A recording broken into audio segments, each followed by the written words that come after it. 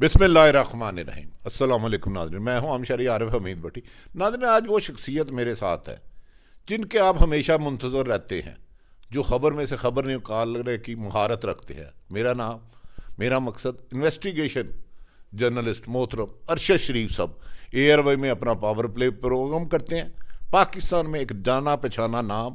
ناظرین، پہ بات میں وقت آپ کا ضائع نہیں کرتا۔ ارشد صاحب السلام علیکم۔ وعلیکم السلام، اور آپ کے ناظرین، آپ کے ویورز کو بھی میری طرف سے بہت بہت سلام۔ اچھا صاحب، یہ بتائے، آج کل اطلاعات یہ ہیں کہ شاید 3 مہینے وزیر اعظم پاکستان محترم عمران خان نے فرمایا کہ کوئی اراکین اسمبلی نہ جائے۔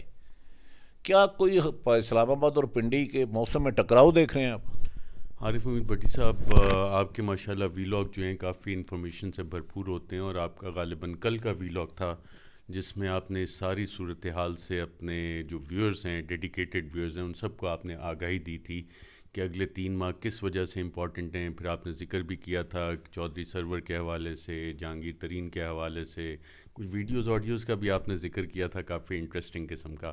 تو یہ وہ ساری اطلاعات ہیں جو آپ کے پاس آلریڈی موجود ہیں، اور اس سے زیادہ اطلاعات بھی موجود ہیں، اور آپ کے ناظرین کو میں یہ بتاتا چلوں، ناظرین انہی صورتحال کو مزید انفارمیشن لینے کے لیے عارف حمید بھٹی صاحب آج اسلام آباد میں موجود ہیں۔ نارملی یہ لاہور سے اپنا ویلاگ کر رہے ہوتے ہیں، اور لاہور سے بیٹھ کے جتنی خبریں نکال رہے ہوتے ہیں، وہ جب چڑیا اڑ رہی ہوتی ہے کہیں پنڈی سے اسلام آباد سے پنڈی، تو ان کو پہلے لاہور میں پتہ لگ جاتا ہے اور اپنے رپورٹرز کو فوراً الرٹ کر لیتے ہیں۔ تو آپ خود گراؤنڈ پہ موجود ہیں، تو یقیناً عارف حمید بھٹی صاحب آپ کے پاس آ گئی۔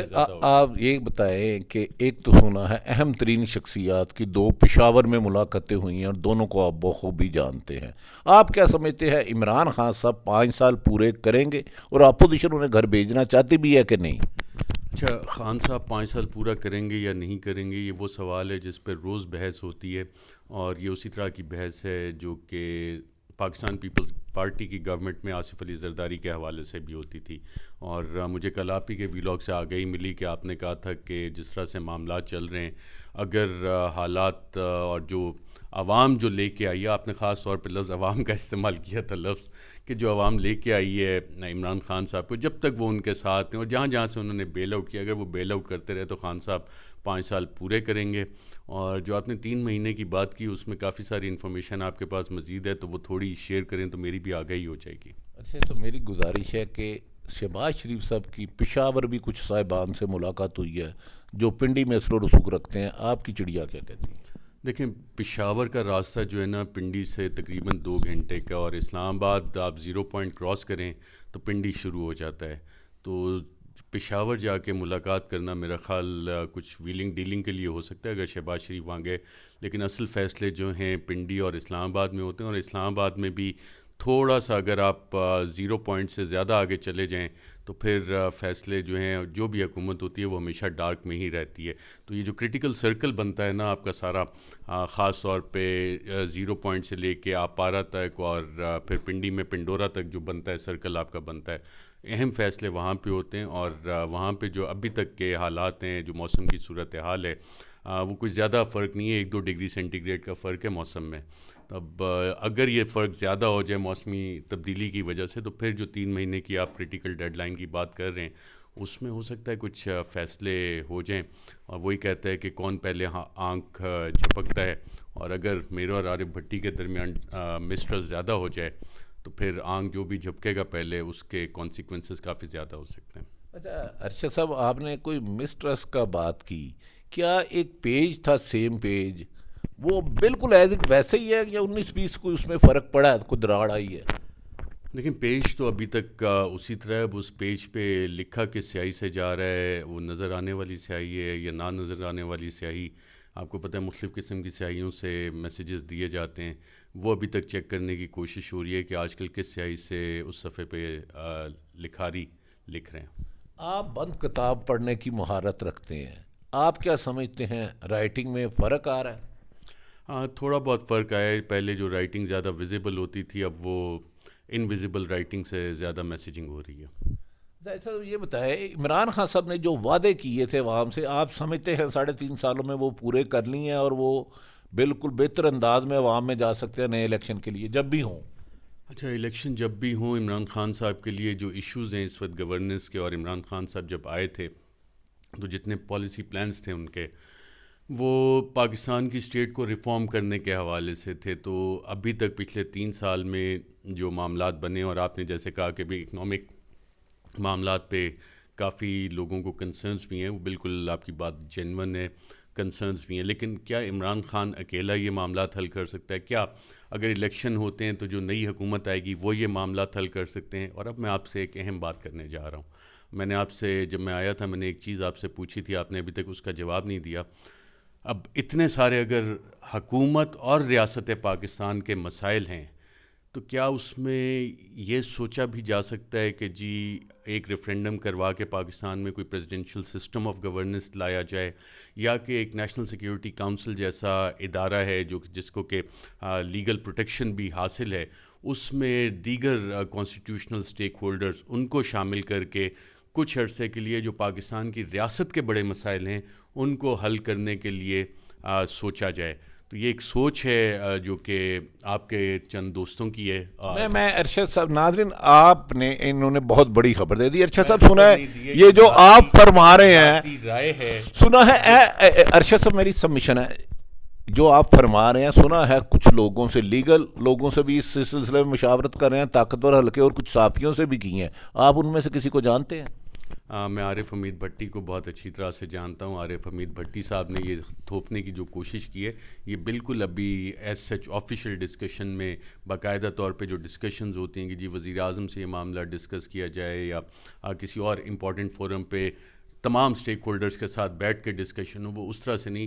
یہ عارف حمید بھٹی کے چند دوست ہیں جو پرائیویٹ ڈرائنگ روم میں بیٹھ کے اس طرح کی میک برانچ ہوتی ہے یا لیک برانچ، وہ مجھے سمجھ نہیں آتی، ادھر بھی کوئی ڈسکشن ہو رہی ہے؟ مجھے نہیں پتہ یہ کس برانچ کا آپ ذکر کر رہے ہیں. درختوں کی بہت ساری شاخیں ہوتی ہیں، اس پہ بہت سارے پرندے بیٹھے ہوتے ہیں، کچھ آزاد پنچھی ہوتے ہیں، آزاد خیالوں والے پنچھی ہوتے ہیں جو کبھی ایک ڈالی پہ بیٹھے ہوتے ہیں، کبھی دوسری پہ، کبھی اڑ جاتے ہیں. تو ہو سکتا ہے کسی آزاد پنچھیوں کے یہ خیالات. نہیں دیکھیں ارشد صاحب، میری سبمیشن ہے. ناظرین میں بڑی کوشش کر رہا ہوں اپنی ادب احترام کے دائرے میں رہ کے کہ ارشد صاحب جیسے ایل ڈی اے کی ایک لیگل برانچ ہوتی ہے، اسی طرح ہر اداروں کی ایک لیگل برانچ ہوتی ہے. جیک برانچ مجھے نام نہیں یاد آ رہا یار، آپ میں کے منہ سے میں نے سنی ہوئی ہے، وہ کون سی برانچ ہے؟ تو یہ پتہ ہی نہیں کیا ذکر کیا آپ نے. جب آرمی چیف کی ایکسٹینشن ہوئی تھی سنتا تھا کہ بعد میں انہوں نے جا کے بھی کوئی مشاورت کی تھی. اچھا، میرے علم میں ایسی کوئی چیز نہیں. وہ تو پرائم منسٹر آفس میں کام ہو رہا تھا، لا منسٹری میں کام ہو رہا تھا، اٹارنی جنرل تھے، تو اس حوالے سے، اور سپریم کورٹ میں گیا. یہ کیا ہوتا ہے جیک برانچ؟ اچھا یہ آپ نے کہہ دیا، مجھے تو فیک پتہ نہیں. اچھا ناظرین میں صرف ارشد صاحب سے بڑی ممکن کی ہے، لیکن بہت گہرے اور سمجھدار آدمی ہیں.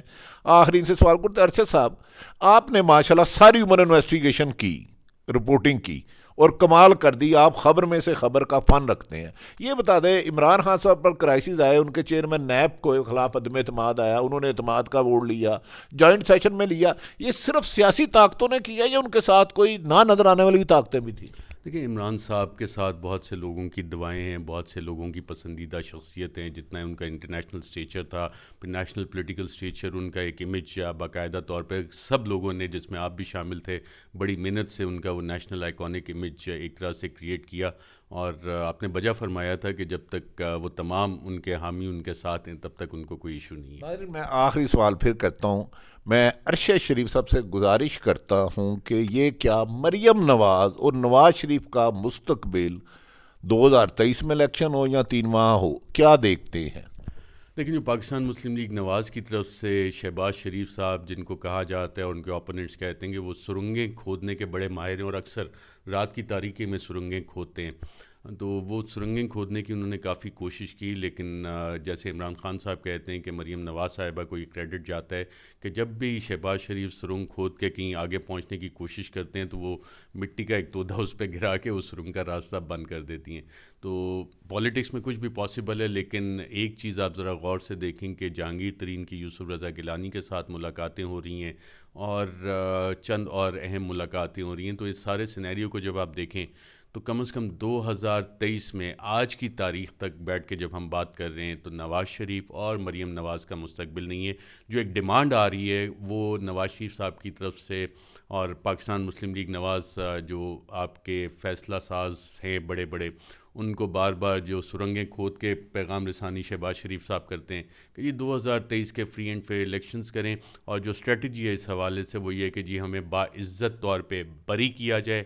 اگر ہمیں باعزت طور پہ مقدمات سے بری نہیں کیا گیا تو تمام لوگ جو ہیں، تمام ادارے جو ہیں، اداروں میں بیٹھے اہم شخصیات جو ہیں، ان کے بارے میں ہم بہت گن گھولیں گے، جس کو عام الفاظ میں اعتزاز احسن صاحب پاکستان کے سینئر سیاستدان ہیں، وکیل ہیں، کہتے ہیں اس کو عام الفاظ میں بلیک میلنگ کرتے ہیں. اور اس بلیک میلنگ آپ کو یاد ہوگا 2019 میں ایک مشہور زمانہ پریس کانفرنس کی تھی مریم نواز صاحبہ نے، جس میں شہباز شریف شرمندہ بیٹھے تھے، شاہد خاقان عباسی، احسن اقبال. انہوں نے کہا تھا میرے پاس بہت ویڈیوز ہیں اور جو لوگ نیسٹی کھیل رہے ہیں تو میں اور بہت کچھ لا سکتی ہوں، ابھی میں نے ریسٹرین کیا ہوا ہے.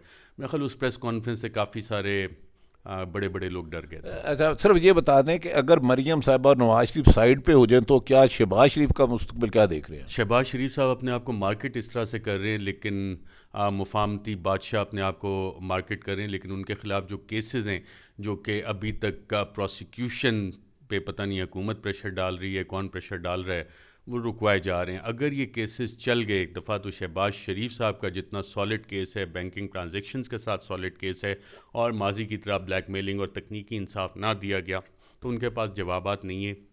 یہ جو بلینز آف روپیز اکاؤنٹس میں آ رہے تھے، یہ کیسے آ رہے تھے، کون بھیج رہا تھا، کس مقصد سے بھیجے جا رہے تھے، اور assets beyond known sources of income, اس کا جواب ابھی تک جو ڈاکومنٹری شکل میں نہیں ہے. اور آپ تو خود لاہور میں بیٹھیں کہ ایف آئی اے جاتا ہے، کہتا ہے جی آج ہماری چلان دینے کی تیاری نہیں ہے تو 3 ہفتے کی مزید ہمیں مہلت دے دی جائے. تو اس طرح کے بہت سارے واقعات ہیں جہاں آپ کو نظر آ رہا ہے کہ تکنیکی انصاف کی طرف بلیک میلنگ اور پریشر بلڈ کر کے کوششیں کی جا رہی ہیں. اچھا ناظرین، میں آخری آپ کو دیکھتے ہیں مقدر کے سکندر بنتے ہیں کہ نہیں. ارشد شریف صاحب نے بہت خبریں دی. ایک آخری سوال کر کے اجازت لوں گا اور ارشد شریف ہی اس پروگرام کو آپ کو خدا حافظ کہیں گے. ارشد صاحب یہ بتائیں، آخری مریم نواز صاحبہ نے D G I S I ex D G I S I Hafeez Hameed اور ثاقب نثار صاحب کے بارے میں کوئی گفتگو کی. اس سے پہلے پتہ چلا ہے کچھ سیاسی اور طاقتور حلقوں کی کوئی ملاقات آپ کے علم میں ہے؟ ہاں نہیں، میں اس حوالے سے لا علم ہوں، آپ اس پہ تھوڑی روشنی مزید ڈال سکتے ہیں. ناظرین، میری گزارش ہوگی کہ ناظرین ارشد شریف آپ کو خدا حافظ کہیں، کیونکہ یہ ہمارے دلوں میں رہتے ہیں اور ان کا ویلاگ کا میں ہمیشہ منتظر رہوں. ارشد صاحب میری گزارش ہے کیسے سماعت. عارف حمید بھٹی کی کم کہی ہوئی باتوں میں بہت ساری خبریں ہوتی ہیں، اور آج کے ویلاگ میں جو کچھ کم کہا گیا اس سے بہت زیادہ چیزیں. ناظرین، عارف حمید بھٹی کا یہ ویلاگ دیکھتے رہیے، اس میں سب سے زیادہ خبریں ملتی ہیں. ہمیں اجازت دیجیے گا، مجھے اور عارف حمید بھٹی کو. اللہ حافظ.